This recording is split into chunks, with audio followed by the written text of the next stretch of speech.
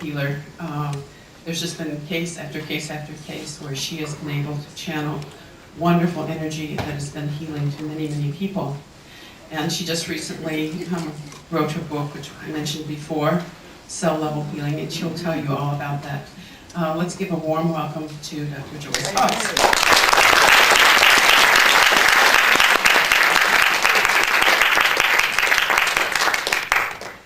And let's just hear it for Diane. So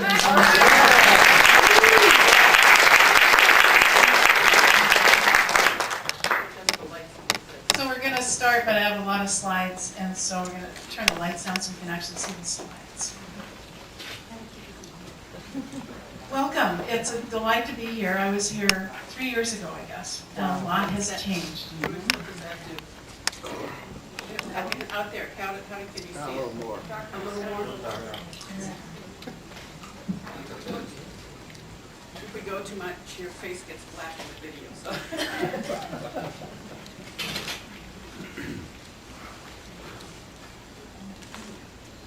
How's that? More.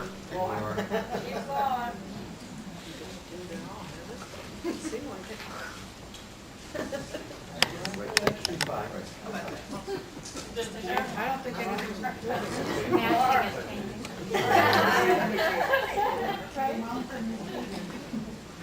Let's slide. You're not going to like it if you can't see your face. That's okay. The slides go from here. I want to tell you about my near-death experience because my life changed so much after that experience. I was working at a laboratory, the head of a research division for National Marine Fisheries, which is a branch of NOAA, the National Oceanic and Atmospheric Administration. I have a doctorate in biophysics from Penn State University, and my postdoctoral fellowship with the National Institutes of Health was in Oregon, and then I was hired in a position in Seattle and moved up there. So I had 5 people working for me. We were publishing 4 and 5 papers a year. I was traveling a great deal, presenting the work, and enjoying it immensely. I was not unhappy with what I was doing. Out of the blue one day, when I was cleaning house, this leaded glass window, which was sitting on my mantle near a fireplace, for no reason whatsoever, vaulted off and whacked me on the head. Now I put a picture of my book up here so that you can see the size of this thing. It's about 3 feet long and weighs close to 20 pounds. I figured it was a great metaphor for someone who is basically quite hard-headed and also doesn't like to clean house. So I thought, well, the message is abandon that business. The window, I can remember its impact, and I still can. And then kind of grabbing a hold of it and crumbling to the ground. There wasn't a single pane broken out of it. Now, it's had a history because it was hung and it was this and that, various places, and eventually one of these panes broke. So I had it fixed and replaced. When I took this picture just a few days ago, it was very interesting to me that the flash that happened all focused and concentrated right on that one spot. It's kind of like the third eye looking at you, and this one looks to me like the eye of Horus, through which in Egyptian mythology we may pass into a state of expanded awareness. So this had a lot of ramifications for me. I had never heard of near-death experiences, and this occurred in the late 70s. Ray Moody's first book was out, but NDEs were not known about, certainly not popular in those days. And I was totally naive to the situation. So all of a sudden, my experience is moving down a long dark tunnel at extreme speed, drawn magnetically toward the light. Sounds familiar. But just before I reached the place the light emanated from, my mother and grandmother were there. And at that time, I had absolutely no belief in an afterlife. So to see them alive, well, communicating with me mentally, telepathically, if you will, was just the most amazing experience. If it stopped there, it would have been fine. Their love for me was expressed. And basically, what is it in our relationships that counts the most? To know that when someone's passed, we're still loved, we're still in connection of some kind, is one of the greatest blessings there could be. So then, I passed into this place which was extraordinarily beautiful. There were rolling hills, skies were blue, there were flowers in bloom. And the colors in this place were astonishing. When I just think of it, it's almost like I'm back there. It was so incredibly different, impressive, and astonishing. It was as if the grass blades emitted their own light. It was a clear, exquisite, gem-like light, intense in its color. When I meditate now, I get intense colors, purples and blues, that I cannot make happen. They come as a gift. But they're similar to what I saw in the near-death experience. And I'm sure many of you in states of deep meditation also experience that, or in states of prayer. So I was happy just looking. I mean, you could look forever in this place and not be tired of it. The emotional feeling there was one of profound peace, of kind of a hum, like a purr of joy from deep inside. And then I passed into some other place, just to kind of go from instant to instant in these experiences. And I was in the presence of a being of light. I couldn't see a face or something specific, but it was the form of a person almost. And from this came, again, just amazing sense of peace and joy, of healing, of things being perfectly as they should be. And then I had a mini life review, not a specific one with instance after instance, but what came to me was the knowledge that there are no secrets. Everything's known, so why waste any energy on it? And there was no judgment, so why waste any energy on that? It was as if we are so profoundly understood and profoundly loved that that's all there is. I had no discussion about coming back or not coming back, no choice about it whatsoever. All of a sudden I was back in my body. And I was out quite a while because I had a big gash in the top of my head and there was blood all over my head, but the blood was dry. So that doesn't happen in 2 or 3 seconds. The most I've been able to piece together is I was probably out for perhaps as much as an hour. My take on that, my reasoning on that is that it took them a very long time to rewire me from being over there. This one was a hard case. And of course, when I first came back, my scientist mind said, well, that was interesting, but this is what happens to people that get whacked on the head or maybe have low oxygen for a few minutes, doesn't mean a thing. I'll just go on with my life like it's always been and just forget about this. Well, that didn't work too well. And what kept coming back were the emotions and the images, the visions that I saw there.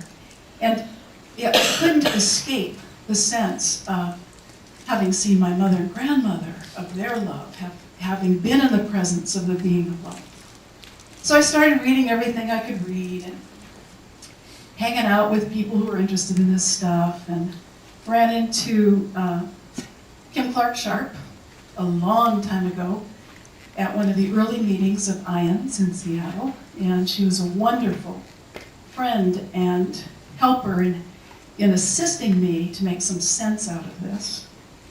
I talked to a ton of people about this experience, and got varying and different degrees of response, as you can well imagine.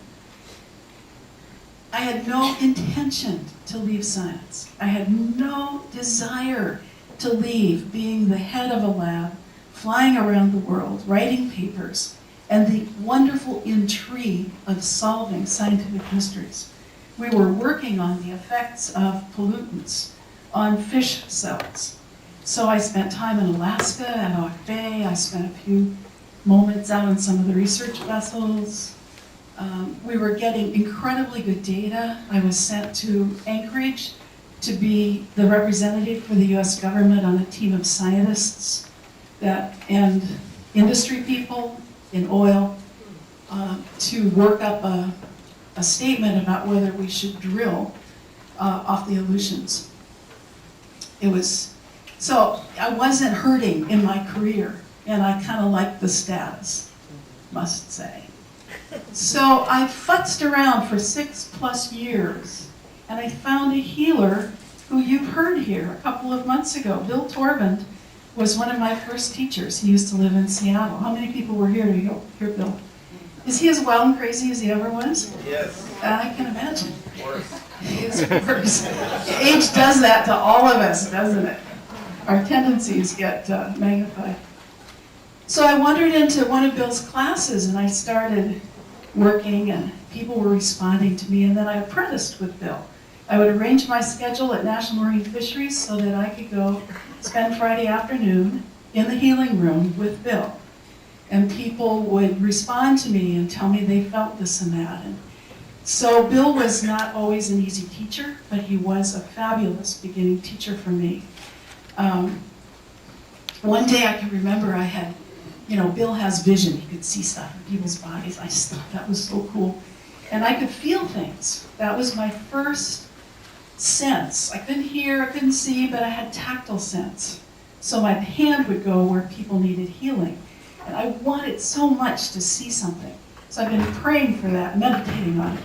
So I'm standing there one day, working away on somebody's liver. And all of a sudden, my hand dissolved. It became purple light. And it looked like it went inside somebody. And all I could see with my eyes was my wrist. And I was, as you can imagine, rather mesmerized by this. So I'm just standing there like looking at it. Bill says, "Are you having a good time over there? Would you just get busy with what you're supposed to be doing?" You can imagine him saying that. Lots of experiences with him. So it was actually an event with Bill Torvand. 4 of us went down to Mount Shasta from Seattle, and we climbed up at the 9,600 foot in the snow. Bill is not a climber. The rest of us were. We got him up there, and we're camped out, bivouacked in snow overnight, melting snow. And it was bizarre, let me tell you. I had grown up in the Northwest in Oregon, and I climbed Mount Hood and Adams and St. Helens before it blew up, and enjoyed that a lot. I was training to climb Rainier when I discovered I was pregnant at 38. That was after my NDE. I had been infertile before then, completely. And I said, okay, I'm not going to climb until my daughter no longer needs me. Was that somebody who'd never had kids who said something like that?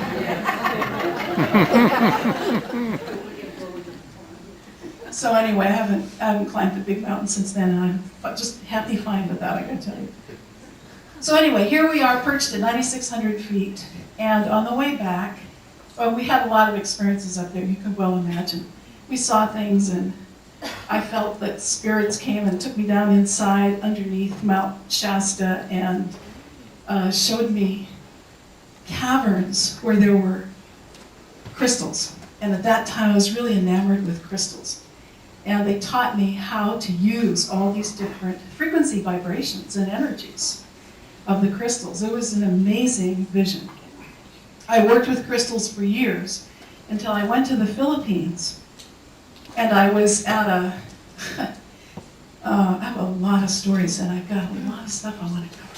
Anyway, I was taken into a Carmelite convent when I wasn't Catholic, and I was meditating there, and I was went to shower one morning, and the showers, this was up north of Baguio, so it's in the mountains of the Philippines, it's cold at night.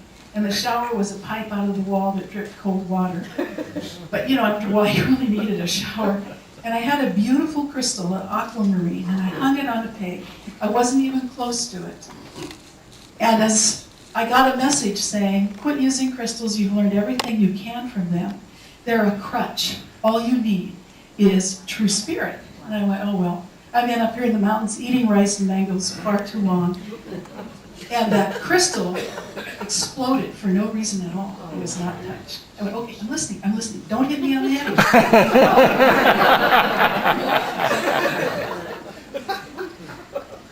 So on our way back from, jumping time-wise a little bit, on our way back from Mount Shasta, we stopped in Portland, Oregon, and there's a shrine there, a healing shrine dedicated to Mother Mary.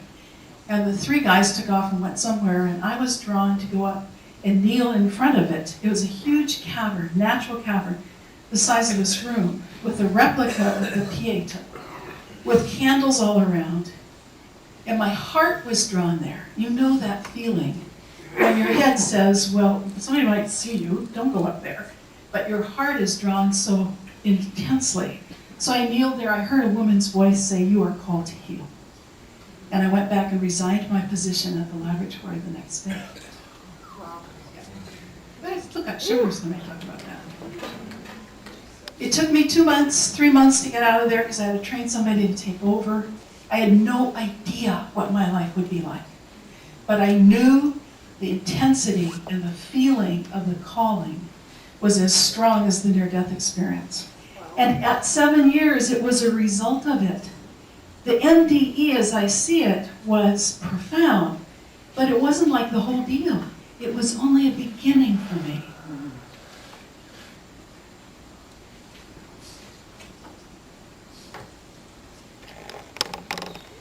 So, 1976 was about when the NDE happened. Now it's 2007. It's been a long path. It's been a lovely path. It's had beauty. It's had anguish. It's had confusion. It's had anger, and it's had tremendous bliss. So I'm going to show you this. In 2005, and you're not going to hear an audio because it's all in Japanese. In 2005, a Japanese film crew came and filmed me in Seattle. This is my Seattle office. That's me a long time ago. They wanted to make sure I was what I said I was. So here I am. This is the electron microscope that I used. My research, that's what I looked like a long time ago. There's the leaded glass window. I'm telling them, no, that thing hit me on the head. They came to interview my clients. So you'll see a few of my clients. The first one is a woman who was infertile, could not have children, had tried for almost 8 years. You'll see the baby on her lap that resulted through her husband, but after we had done several years of work, and I was invited to be there when that child was born. It was really thrilling to welcome Gracie. This fellow was the boom operator, and they wanted a shot at the end, so they asked him to lay down. He goes, oh, yeah, okay. But he couldn't walk when he got up. He goes, I guess there's something real to this. This is Erica and Gracie. This is Maureen Manley. I write about her in the book. She has had MS in a very severe form for 14 years now. She was a bicycle racer, and now she has ridden professionally in races again after our work. This is a thermography camera that was filming my hands because they get really hot. All of us healers, that happens. And this is what the camera showed. He had to bring the gain down. He had to lower the frequency over and over again to be able to record it. The hands were so hot. They go up several degrees. Wow. Later, I'm going to show you the brainwave testing they did in Japan with me. So after this occurred in Seattle, the producer called me about 2 weeks later and said, would you please come to Japan?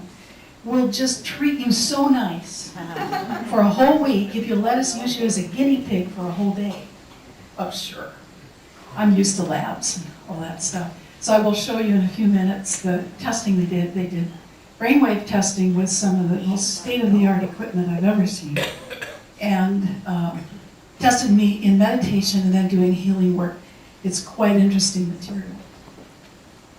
So I want to talk about cell-level healing, and some of this I'll move through kind of quickly because I've taken extra time to speak with you about the near-death experience because I know that's one of the things you're interested in.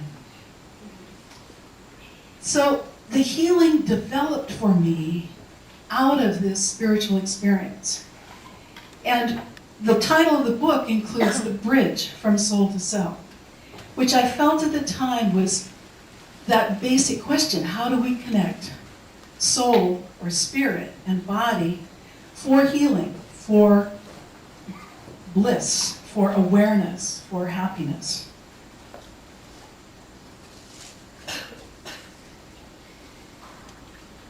This is my backyard at Mount Baker. I have an itsy-bitsy condo in Seattle, and I work in Seattle, but I have a little cabin retreat at Mount Baker, and this is about 10 miles down the road. This was one of those days, and one of those activities. I must have taken 50 pictures at least, trying to get rid of the flare.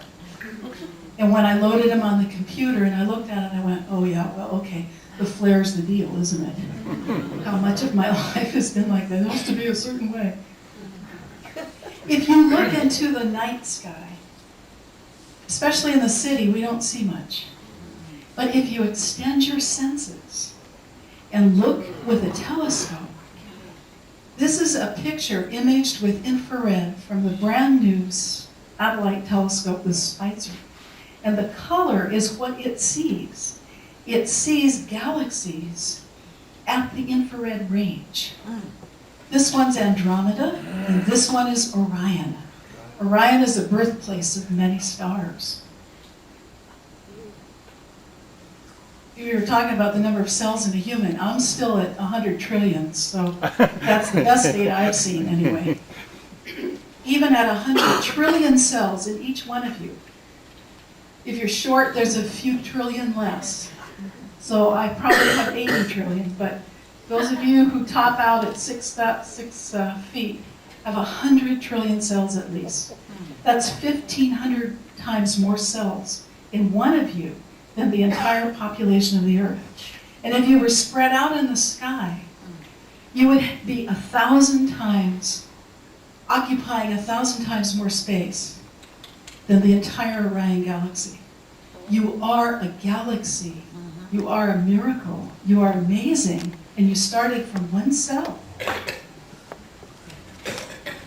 So here's the microscopes again.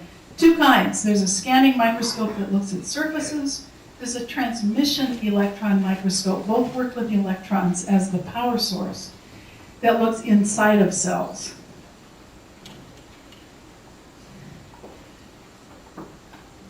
Part of what I did after I left the lab was to go trekking off to the Philippines. I spent 2.5 months there, working intently with a Philippine healer. This was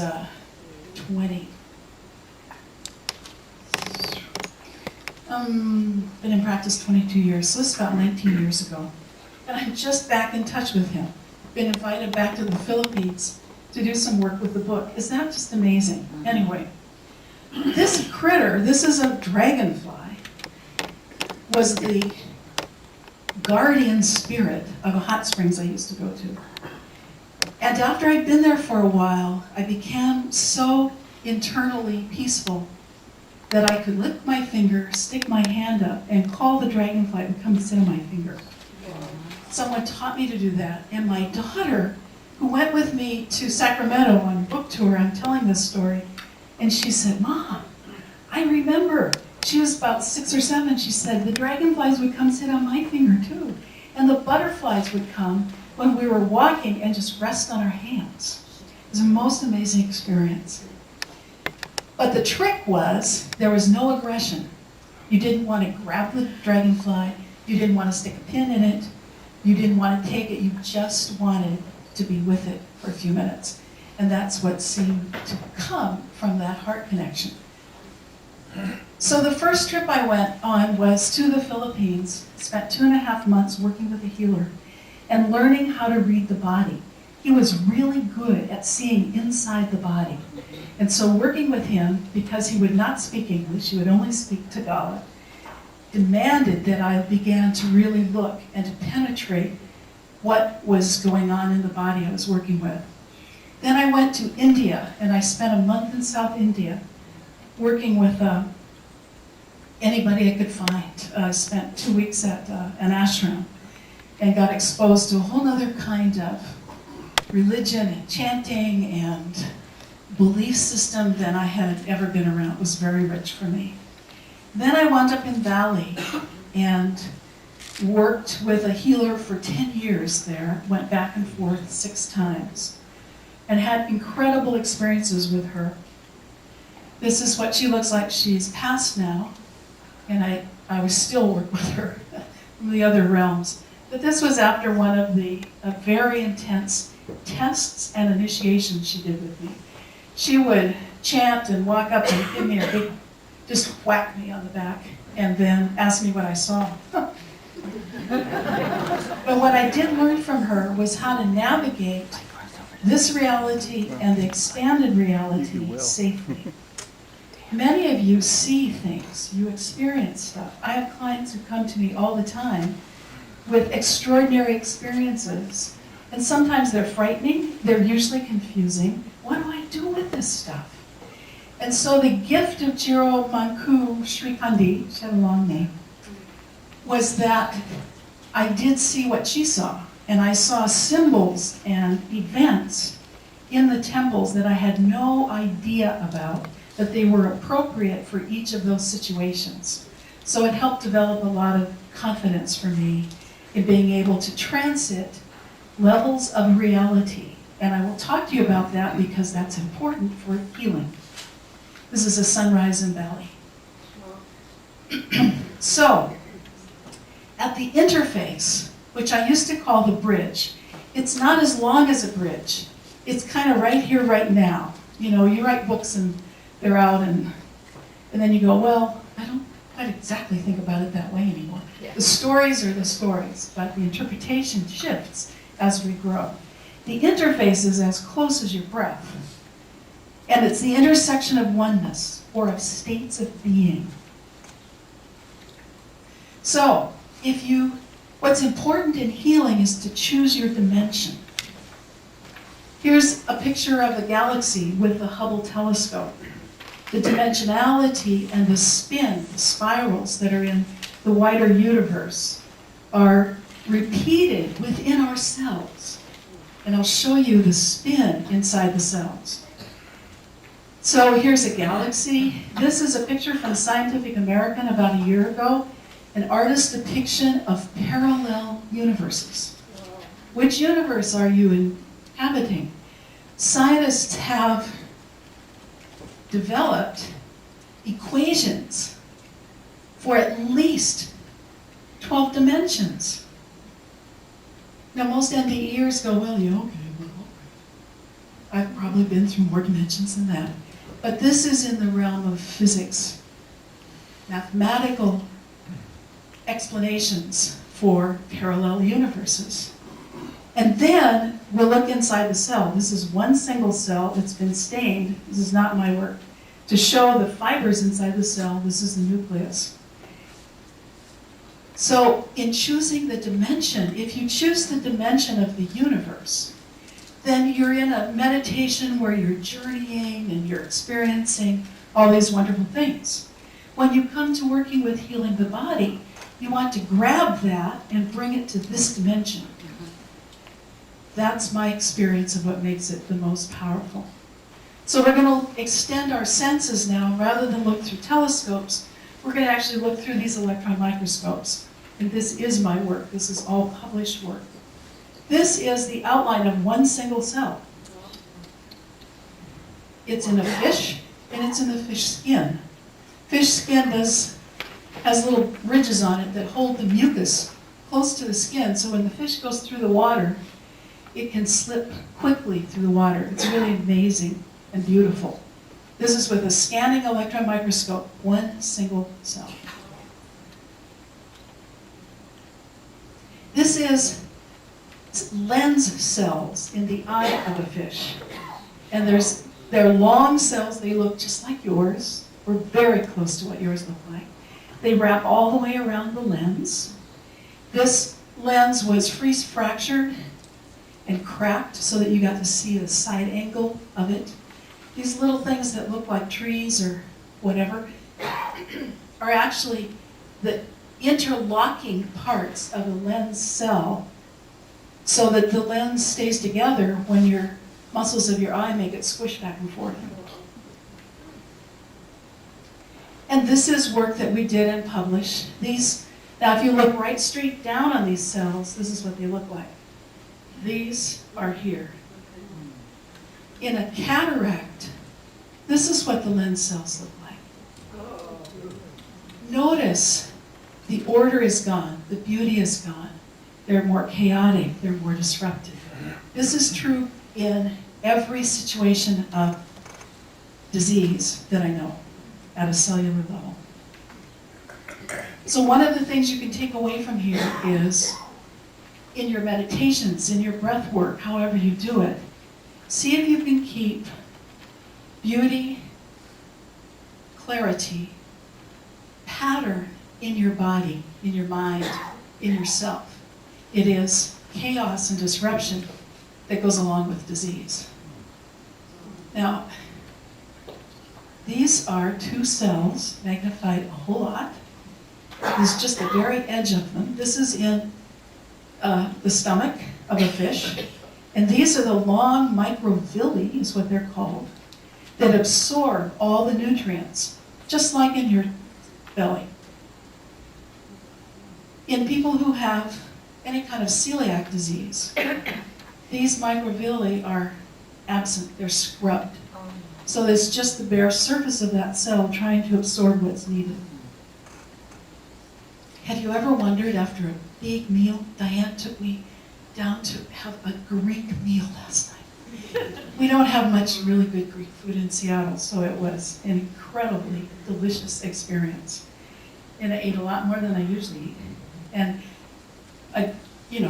after that kind of meal, have you ever wondered, why does my stomach not just rip apart and pop? This is why. At a cell level, there's zippers around this cell. These dark things are called, scientists call them desmosomes. They're actually tiny fibers that go all the way around the membrane between all of the cells in your stomach and intestine, and they hold it together. They're present in all cells systems that expand and contract or that move. And so the body, once again, is amazing. So now you know something really cool to talk about at your next cocktail party. You know about desmosomes? They're really important. So here's the beginning of life. It took us months to get this picture in the lab. This is a fish egg, and these are two sperm headed down the one part on the fish that can be fertilized, called the micropyle. Human eggs, they can fertilize any place. It is from this one egg cell and the DNA of the sperm that all of our life develops. As that one cell starts to divide and then to form specific tissues, organ systems. And lo and behold, we have a whole human being, fish, whatever. One of the other interesting things about this stuff is you cannot tell, other than biochemically, for the most part, the difference between a cell in you, in a mouse, in a dog, in a cat, in a lizard, in a frog, in a fish. We are all basically, at the units of life, very much the same. So there is mystery on this sacred journey. You kind of go in without your shoes on, you go in somewhat bare. What is the mystery? How do we penetrate it? How do we work with all of what we know?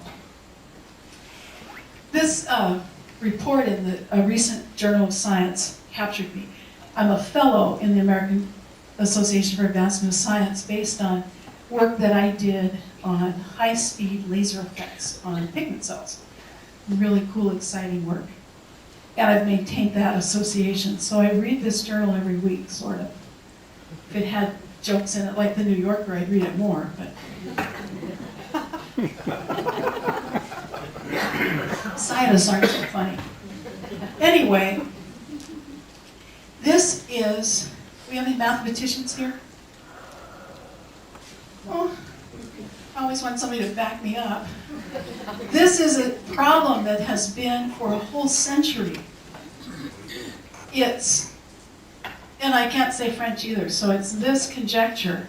So if you've got a duality connected by a little bridge, how do you get from that to one singularity? Mathematicians have tried to solve it because it's really important in topography studies, in surfaces, which are incredibly important in lots of technology right now. Someone just solved it about 6 months ago, and it became the breakthrough of the year. But what was interesting is and they had to solve all of the equations for it. What happened to get from here to there was to increase the bridging between the two, and they naturally fold into one. But to do that, the mathematics had to go into fourth dimension and form what's known as a hypersphere. And I thought, man, has that got spiritual ramifications? The solution is in the next dimension. How many of us have a feeling that the solution to a lot of things, to ill health, to unhappiness, to some of the challenges of the world, are in the next dimension? So what's the evidence for healing, for focus, for all this stuff? A lot of the best evidence right now is in brain cell research. These are neurons of the brain stained to show connections within the brain. A long time ago, there was some wonderful brainwave testing at Menaker Clinic with Elmer Green of Swami Rama, who they found in India, who could do amazing things. What they discovered is he could control parts of his nervous system, change his heart rate, the temperature in his fingers, stuff that's led to biofeedback. He also could move objects. You know, he could take something like this and make it float. Now, I'd like to see that. Really like to see that. But when he was tested with EEGs, with electroencephalograms, when his brain waves were tested, what they discovered is that he ran theta, which is the thinking, alert, clear mind, and delta, which is usually only seen in deep sleep. He ran them together in a waking state. And when he was in deep delta, he knew the conversations that were going on. I recently talked to a woman who was part of the team testing him. And she said he looked like he was gone, totally asleep and gone. And when they were through with it, he could come back and tell you exactly what had happened if somebody walked across the floor in the room above him. Fairly subtle kinds of information. So this data has been sitting here for a while. It's interesting stuff. But it's been more interest recently. There was a whole issue of National Geographic, I think that's 04, 03, I can't remember, on the mind work. This is Richie Davidson at the University of Wisconsin. He's testing Matthew Ricard, who is a scientist, a fine scientist, and a Tibetan monk. He's from France. And they're using many sensors on the head. So when I was taken to Japan and told I was going to have brainwave testing, I had no idea that we were going to be using similar kind of technology. And I'd had a cap on my head before and electrodes put in, and we'd done some testing. What I discovered there is they store this in a big vat of Ringer solution, of salt solution. They plunk it on your head sopping wet. It really wrecks your hairdo. So they tested me just looking at a spot, classic kind of stuff. What's the mind doing then? Then they tested me meditating, or recorded me meditating, and then they brought in a gentleman who had a recurrent colon cancer. He had exhausted all forms of medical work, because I said, I can't just wave my hands around and pretend. I need to work with somebody who's actually ill. And so I had a chance to talk with him before. This was quite an experience. You'll see it when I run the video of it, because this was aired on Japanese television to 9.8 million viewers the summer of '05. There was a film crew, about 6 or 7, running around. There were white, stiff-coated techs running around. The head researcher, and I'm supposed to concentrate through all of this. So I was able to do so. That was amazing to me. So here's what the brain scans look like in just stopped, and I'm going to show you these in real time so you can see what they look like. This is my brain meditating. There is not much going on. Here's another clip of it meditating. In meditation, my brain pretty much kind of just goes real quiet. This is the highest they could record. They did not adjust the gain on this equipment. I peaked out as high as they could record with intensity of the brainwave patterns. And they would move, the front is up here, they move from the back of my brain across the right and looked like it streamed out almost of the left prefrontal cortex. Now the left prefrontal cortex is the place of well-being and the place of compassion. And the Tibetan monks show the same thing. If they're shown, tested in meditation, and then they're shown a picture of someone who needs help, it's like their hearts leap into trying to help, and they show a similar brainwave pattern. So here's the video in Japan, taken in Japan. Putting on the sensors.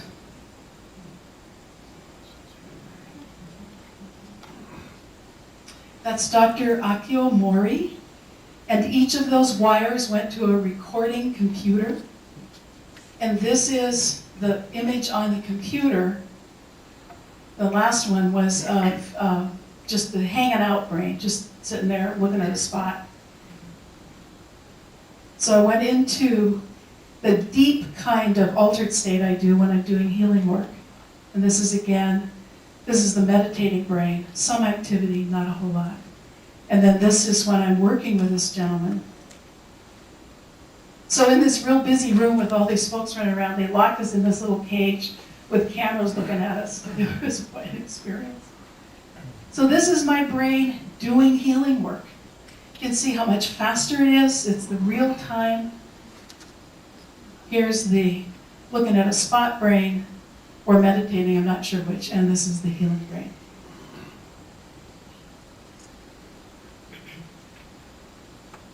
And now we're going to look at a different view, look down on top.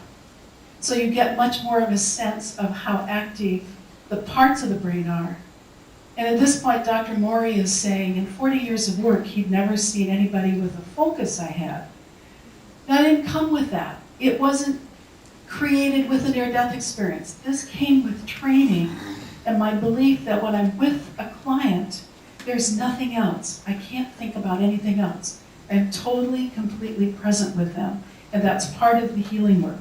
And so for every one of us in our social connections, in our practice of whatever we do in the world, to be totally present at any moment with another human being is an incredible gift to them. It's a gift of healing. I asked to have follow-up information about that gentleman, because I wanted to know how he was. And the producer said to me, he's just one person. There are millions of people that need to know this. And I tell you, it broke my heart, because all of us work one person at a time. So I don't know what's happened to this man. I hope he's well. So after I got back from Japan, I invited a couple buddies of mine, Ann and his wife, and one of my science buddies to my cabin. This is the living room of my cabin. And we hooked me up with just 18 sensors because I wanted to try it again. I wanted to make sure this delta stuff was accurate and to get stop action information. So here's what the brain looks like just hanging out. And these lines show synchronicities and interconnections between parts of the brain. When the healing work is going on, notice how increased the interconnection throughout the whole brain is. There's some fascinating work by Wolf Singer from a neurological institute in Frankfurt, Germany, showing that the meditating mind, particularly meditating on compassion, which would be like doing healing work, causes cells in the brain to divide. So as we age, cells naturally thin out in the cortex. Meditation keeps them thick, alive, and dividing, which is quite amazing, and interconnected. This is a recording from the mountain of peaks of delta when I'm doing healing work. Now we looked like we were asleep, but none of us were. Our minds were still alert, even though we're really in a deeply relaxed state. And the only way I get there is simply through meditation. So not only are all the parts of the brain interconnected in this kind of work, but the intensity of the brain goes way up. Look at this. These are the delta peaks compared with the other brainwave patterns. They just go out of sight in amount during both compassion meditation and during healing work. So, what is it that links us to each other? Particularly after near-death experiences, during them, as we develop as spiritual people through our meditations, through our practices, what links us to each other? Who knows? But this delta stuff is really fascinating and kind of relatively new. So developing the gift of your brain's plasticity. Some people believe you need to be miserable to do that. That's not my style, but I have been miserable at times trying to do this. But the focus that you can learn, if you can learn to focus and shut everything out except your breath, except a mantra, whatever it is, an image, will help you a great deal to develop your gifts of healing. Some interesting work. This image is down the road from my cabin also, about artists and brainwave patterns. Artists run beta delta, particularly when they're doing art or when they're looking at art. So the experience, if you are an artist of any type, the experience you have, that feeling when you're playing exquisite flute music, as Diane does, when you're doing some form of artistic expression, I think even writing, including writing, you get one of those places where it's just flowing. The clear, alert mind, the beta wave mind, is active. And this deep, subconscious delta mind is active. I think it's what connects us to the universe. But that's just my theory. So here's astrocytes. I showed you this picture before. Neurons are stained and astrocytes are stained, which do the connection within the brain. In a normal brain, this is what astrocytes look like, as like how many there are. In a depressed brain, there are many, many fewer. This was published in the journal Science. This is mainline neurological research. Years ago, it was thought that astrocytes were extraneous cells, useless in the brain. They're now known to be the connectors. They're what allow thought and connections and memories to happen. They also found that even temporary use of some of the antidepressants allowed the brain to rest, and the astrocytes would come back. And when there's enough astrocytes there, you're no longer depressed. So there's an interesting link morphologically with the structure, with the function. And also, there's other ways to get rest. I mean, you could go to the Bahamas and sit on the beach for a couple weeks. I think that's more fun, but anyway. This is an artist's depiction of the synapse, the connection within the brain that allows us to think, create, do all the stuff we do. So how does spirit actually work with cells? These pictures all, by the way, photography is one of my hobbies, so all of these scenic things are pictures I've taken. This is a little bitty teeny weeny flower I found on Mount Rainier years ago. So here we are, back to cells, one single cell. If we cut this cell across the middle and look down inside of it with the transmission electron microscope, then we look inside of cells. This cell is a long column, and it's an eye cell. It is what allows you to see. Light comes into your eye, and this membrane, which has tons of little tiny membranes, has a special enzyme on it called rhodopsin. And rhodopsin, in a picosecond, that's 10 to the minus 12 seconds, translates the light you see into an electrochemical impulse that's then transmitted to the nerve cell in the back of your eye and eventually to your brain. And that's how you see. No light actually reaches the brain at all. So this is the universe within a cell. It's got its own stuff. Here is one single cell. See, we're looking inside of it now. And we're looking at the part that carries information. That's the nucleus. DNA and other things in here carry the information of the cell. We look at the communication of the cell, the outside, the membrane, which Bruce Lipton has worked on a lot, carries communication of the cells. And I'll show you some cool brand new stuff about cell communication. The power pack of the cell is up here. There's a whole bunch of little tiny things in there called mitochondria. And they do all the power work within your body. They allow you to be warm. They allow you to move. They do it. They are the power pack. And there are a lot of diseases related to damage to mitochondria. I'll show you some of those. There's an action part of the cell. When the cell needs something new, there's membranes out here that actually crank up and make enzymes, proteins, both the structure, but all the parts of the cell that allow you to function. So there's some other parts to a cell, but these are the four most important main ones, and these are ones you can touch and affect with meditation, has been my experience. Information, communication, power, and action. So here's information center. Here's a cell in culture, which is a different beast than a cell that's in the body.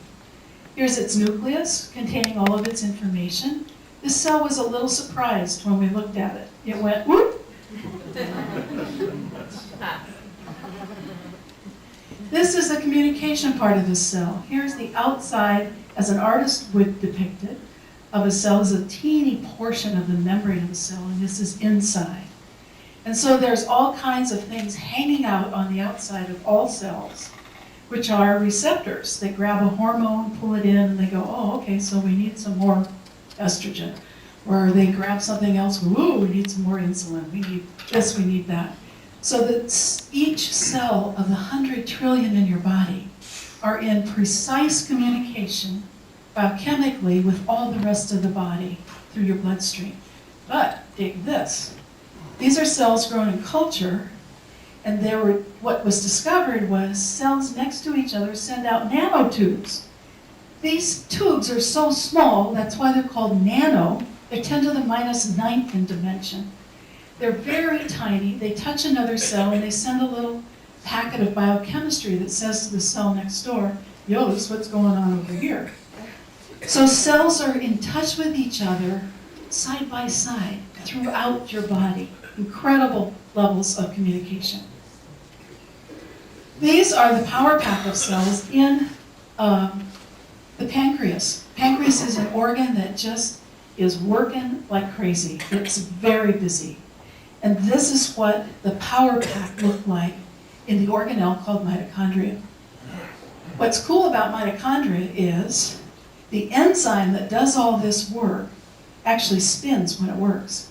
It's got an arm on it. These are the proteins that make the bottom of it, and it spins.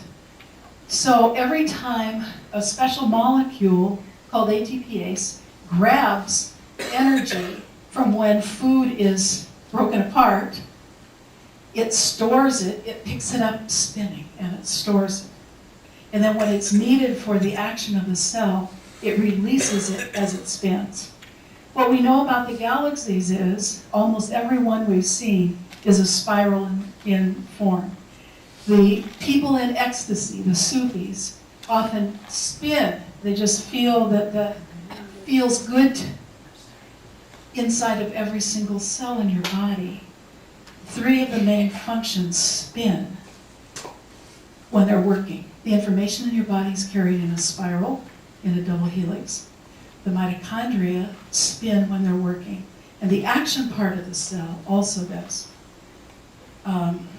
When cells stop working, this is November '06, very recent, about mitochondrial disease, newly diagnosed, hundreds of different types of it, muscle wasting, nerve damage, stroke, diabetes. And it's one of those diseases that's been in the category of, we can't diagnose this, we don't know what's wrong with you. It's simple to do a meditation of bringing a spiral of light clear down, intended to go to all the mitochondria in your body. And I'll tell you, I use it all the time. I get a jolt of energy. I feel good. I'm at the old age of 67, folks. It's still running well. And I do this for myself. So here's the action part of the cell. These are baby muscle cells. Baby bits of muscle inside of one single cell. These are the fibers, actin and myosin, that slide across each other. When they do that, that forms all of the muscle action in your body. When you go like this, you've got trillions of muscle fibers, actin and myosin, sliding against each other. Every motion you make basically goes down to these fibers acting. How do the fibers get there? In the nucleus of the cell, the DNA says, make some actin, make some myosin. And there's part of the cell, and I'll show you a picture of that part in a minute, makes these fibers, and they stick up in just the right place. When there's enough of them made, there's a new type of RNA. This is the DNA in the nucleus. This is a pore in the nucleus. This is the piece that comes out and tells the body what it's making, the action part. And when there's enough, there's a thing called scissor RNA that just goes, snip, we're done, that's enough. It's exquisite. It's an exquisitely beautiful system. This is an artist's depiction, but the science of this is really good, mainline stuff. So here's some of my work from way back when. These are power-packed mitochondria. Here's the action part of the cell. These guys have little knobs on top of the membranes, and when they create a protein, like an enzyme, they create it in a spin. They spiral it until it's completed, and then it's big and folds and does all the kind of stuff it does. So the basic important functions of your cells all spin. So if we reach cells for healing, here's one of the ways you can do it. Here's a bare nerve. In MS, there's nerves that are bare. They do not have their insulation. Same problem in Lou Gehrig's disease. Here is the kind of cell, it looks like a purple fried egg, but anyway. Here's the kind of cell called a myelin cell if it's in the peripheral nerves. It's called an oligodendrocyte if it's in the brain. But it wraps the nerve and insulates it, and then the nerve works perfectly well. So with the woman that I've worked with extensively, who's had really quite tremendous results with healing for MS, we visioned bringing the cells that can insulate the nerves and make them work properly in place and just really stick with that, along with cleaning up and healing the lesions that were in her brain and neck. So the cell address and its language are important. Where is it? What needs to be healed? And how do I speak to it? What is the language of my cells? This is something I may have shown when I was here before. This is a little boy I worked with who was severely autistic. And this is my dog, Magic, who is a therapy dog and works in the healing room with me. This little boy fell in love with Magic. It was the first time he'd ever come out. And after a considerable amount of work with him, addressing the cells in his brain with a frequency that would work for him, for Nikki. This is a subsequent picture. And he was 5 here. He's now 7.5. He's in a gifted program in regular school. Talks a mile a minute. So I have a couple beliefs. I don't have many anymore, but I have a few beliefs. One of them is that all creation is divine. All of it. And that the body is sacred. I do not believe the body is a punishment or something to be hated. If God created the whole universe, God created the molecules that form the cells within your body. So you're made of divine substance. If the body is sacred, then healing works best in harmony with the sacred nature of body, mind, and spirit. When they all come together in congruence, some profound healing can happen. Here's a poem I wrote. Healing occurs in the manner of creation, cell by cell, coursing through the molecules, stretching the membranes, stirring the waters to life. Out of the mystery comes what is not so mysterious. If you're just looking at that, you go, what is that? What emerges in life forms, in the dimension of cells, the dimension of life, is organized, it's clear, it's beautiful. So here's my cool little book, released October 17th of 06. We're just finished the 4th printing. It's actually taken off really well, for which I'm grateful. It was just a job to do. It was just an idea last time I was here. So it's kind of interesting marker for me coming back going, yo, it's all done. And I'm working on the next one. So the book will tell you about preparation for healing, about blockage and clearing, about cell addresses and language. And it has a lot of practical material in it of how to adapt to individual situations. I have never experienced in my own work any lockstep, one-way thing. Every person's different. And so every modality needs to be adapted to them specifically. And this is where you can get in touch with me. It's my phone number in Seattle, and I have a website, celllevelhealing.com, which has my schedule on it. I'm traveling a fair amount now, not as much as I did in October and November, but I will be presenting for Omega Institute in upstate New York this July. And I try and update the website as fast as new things come in. I don't know if any of you listen to New Dimensions, which is aired over PBS stations, but there'll be a radio show, a really interesting interview for an hour with Justine Toms coming up. It'll air in Chicago somewhere in the week of April 23rd to 29th. Airs all over the country. And the book now is just launched an Australian edition. So you can imagine who's working on getting to Australia to talk about the book. So I'd like to close at this point, and I've saved some time to answer questions. But if you'd like, and I think you might, I'd like to just lead you on a short meditation to support yourselves, so you can experience a little bit of this. Everybody goes, we're in meditation position. That was the answer I needed. So, as you relax for a minute, imagine that this chair you're in can hold you. Let your body completely be relaxed. And then imagine that actually the universe, the hand of God, the mystery embraces you.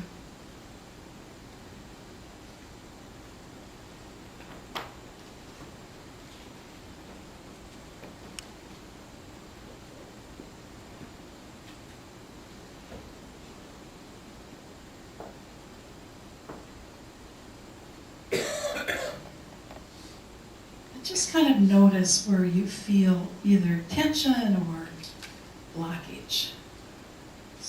locked up in me? Is it a thought, a belief? Is it a place where there's pain?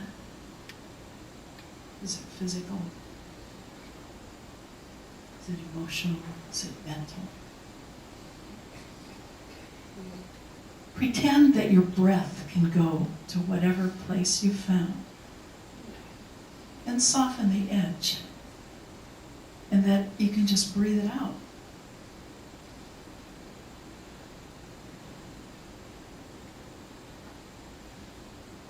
So you're allowing your body to find freedom, release, and ease.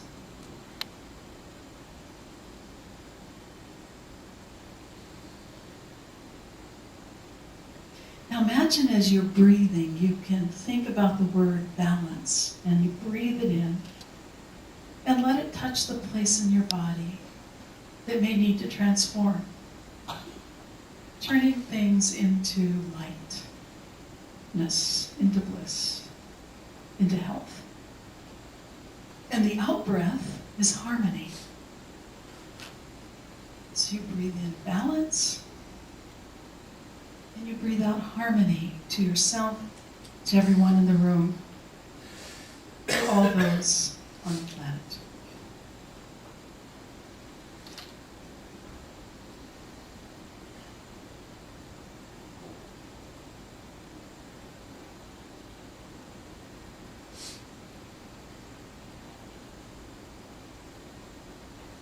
Now, think about that picture you saw of the spiral galaxy.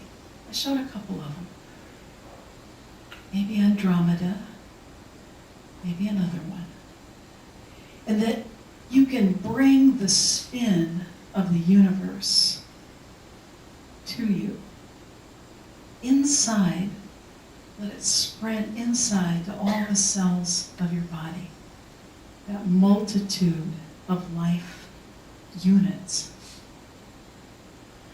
And when you do that, it enhances the accuracy of the information in the DNA. It enhances the power pack of your cells. It keeps those mitochondria just working.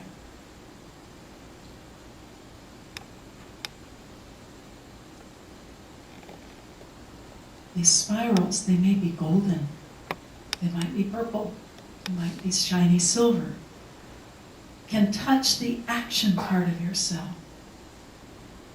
so that all that you need for the structure and proper function of your body, the enzymes, begin to be produced exactly the right amount and exactly the right structure. So the energy moving through your body, moving deeply through your body, from the profound mystery of the Creator, actually touches you everywhere where life is. Renewing life, enhancing health, bringing you to a new level of freedom and realization.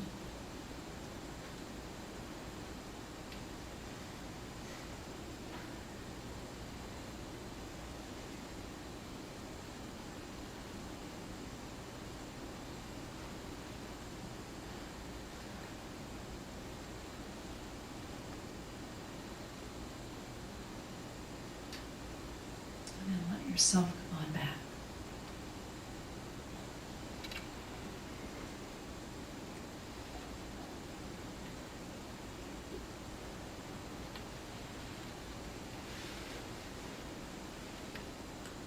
We have just a few minutes, and I'm happy to engage just a couple of questions.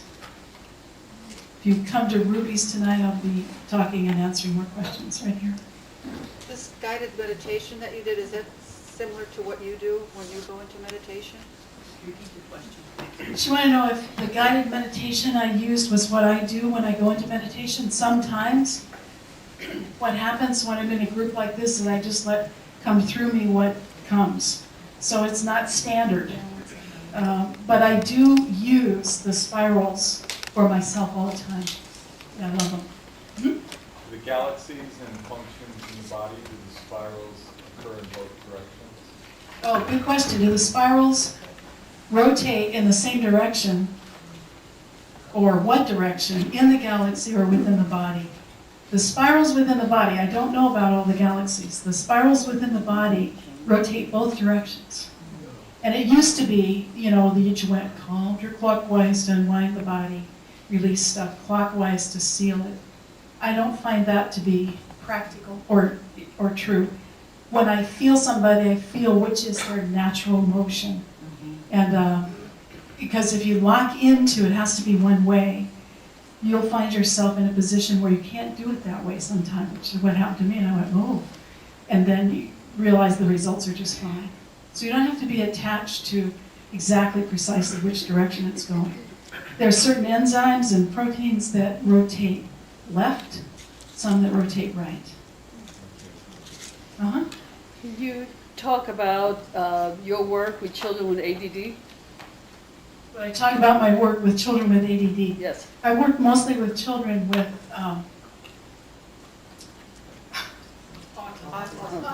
autism.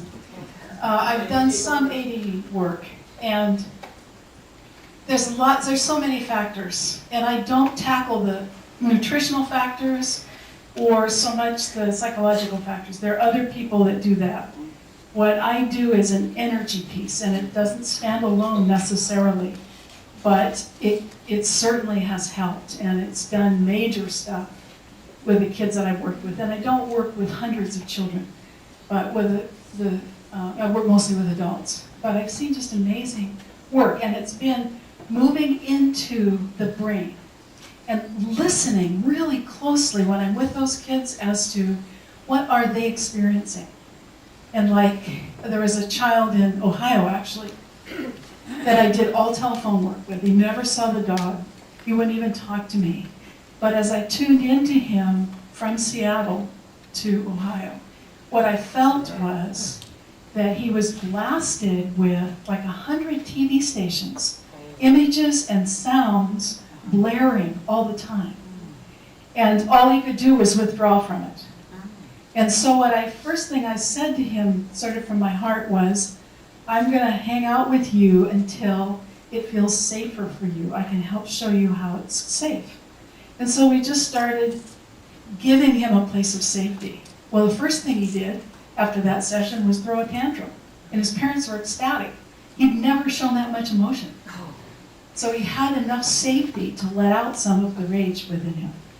And then as we continued to work, what I did was I tune in, I'd say, let me show you how to tune to one station at a time and focus.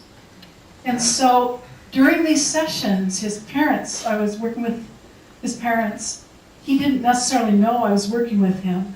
And then after about 15, 20 minutes, he would get up and he would either go to the computer or go to something, and he would be focused in his activity for 20, 30 minutes, and they'd never seen that before.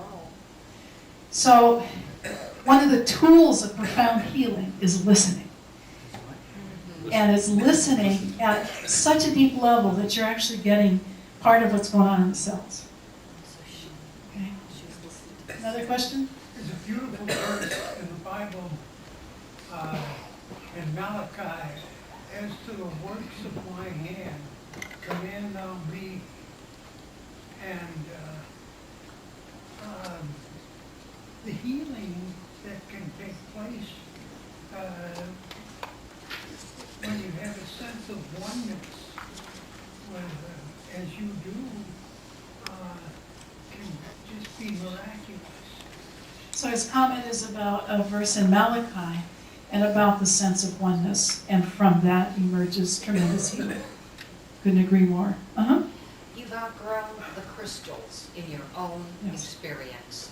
What about for the average person? Is that worthwhile? She said she noticed I'd outgrown crystals in my own experience, and her question is that useful for the average person? If you love them, you bet. You know, if they sing to you, if they dance with you, if you're drawn to them, they may have wonderful benefit for you, but just don't get attached to it. Don't make that be the power of God's healing in your life all by itself. It is wonderful, it's a gift, it's a tool. It's like broccoli. It's good for you. But don't get attached to it. That was the lesson that was there for me. Uh-huh. Theory or an answer as to why there's so many children that have autism today versus, you know? Do I have a theory about why so many have autism? I don't. I wish I did. People have lots of theories. It's mercury in the injections. It's who knows what. Well, yeah, I do have a theory, actually. But it's not proven. It's not scientific. And you're not, I'll never admit that I said it here.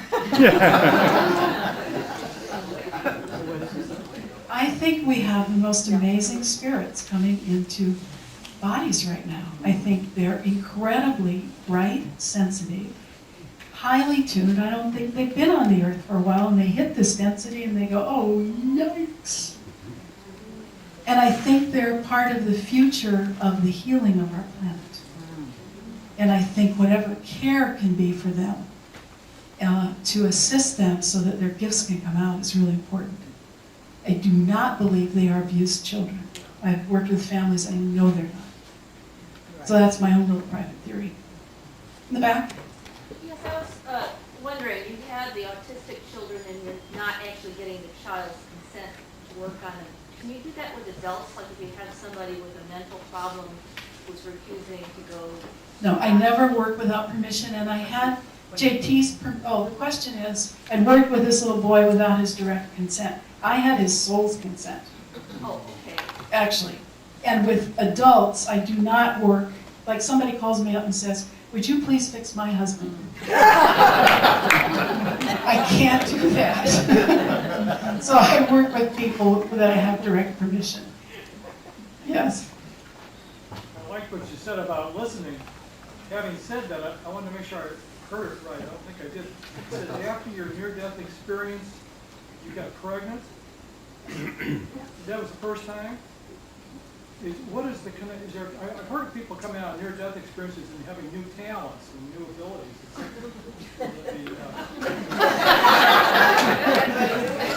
It was not without a male partner. It didn't just like happen out of either. Do you see a connection with the near-death experience or not? Yeah, I do. The question was, so I came out of my near-death experience and I turned up pregnant. It wasn't the next day. And how do I connect that with the NDE? You know, the doctors had told me that I was infertile, so I think I got healed and was able, you know, I wasn't protecting or deciding, I just given up on kids, and all of a sudden I'm going, man, I don't think I feel so good. And, you know, this regular thing that happens every month, what's been going on? So, you know, I went and got tested, and I was pregnant, and I have a beautiful daughter who's 28. She has been one of the best teachers of my life, particularly when she was a teenager.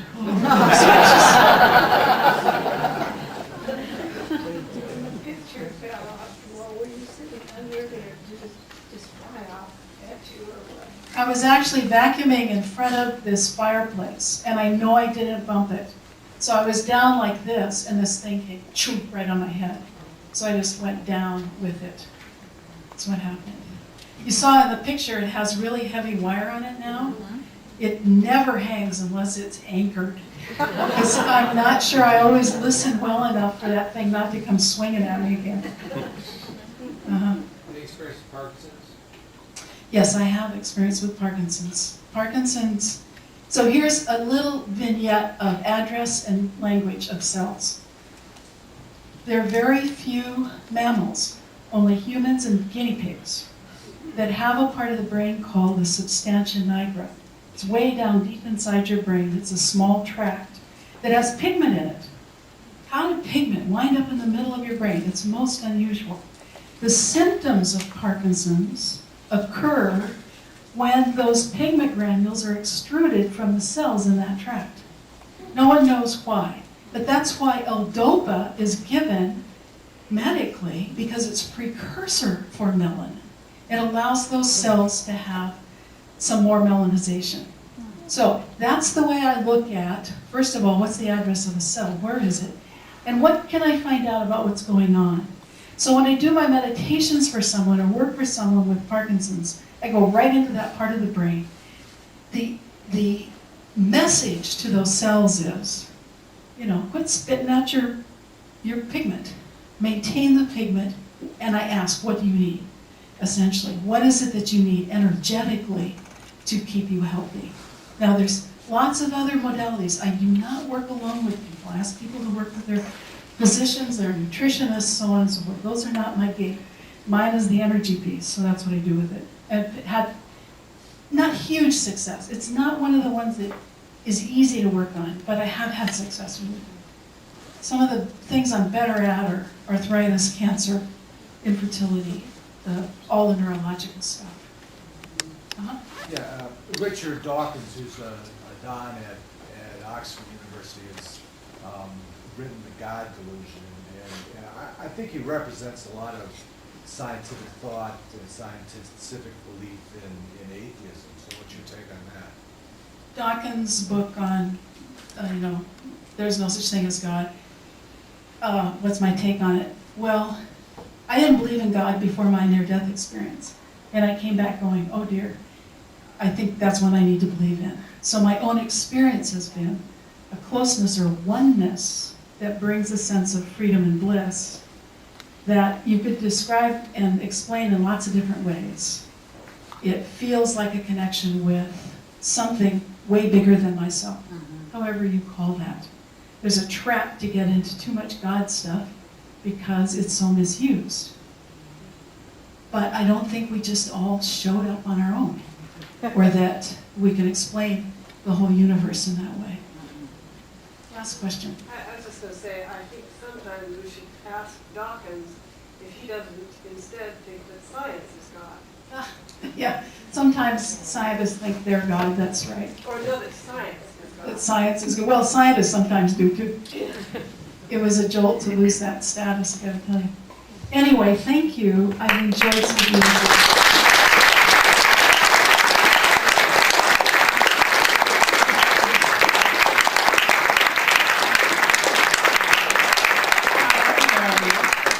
Thank you, Joyce. It was a wonderful afternoon, and we were so thrilled to hear your message. And again, she is available by telephone, and her flyers are out on the table, and you can always reach her through our website as well. So we will hope to see you next month. Please don't forget your trash. And Kimberly Clark Sharp will be here with a wonderful